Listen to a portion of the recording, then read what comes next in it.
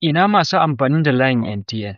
Idan kana amfani da layin MTN, suna ɗauka maka kuɗi ba tare da sanin dalilin da yasa suke ɗauka maka wannan kuɗin ba. Ga hanya mafi sauƙi da zaka dakatar da wannan ɗauka maka kuɗin da suke yi bisa rashin sanin dalili. So da farko zaka shigo cikin message ɗinka kamar haka. In ka shigo cikin message sai ka taɓa gurin sabon message, ma'ana zaka rubuta saƙo ne ga wani sabon message sai ka taɓa shi. So bayan ka taɓa, zaka danna number da kake son ka tura wannan saƙo ɗin, sai ka zaɓi 2442. Bayan ka zaɓa sai ka danna OK.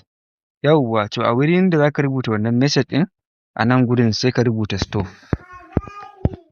Stop. So kana danna wannan stop ɗin sai ka tura wannan saƙon. Sai ka tura wannan saƙon inda wannan number ɗin take haka misali. Idan ka tura musu, yes send it. Yawwa, saƙo ya shiga. Ga abin da suke cewa, dear customer, you have been placing on full DND.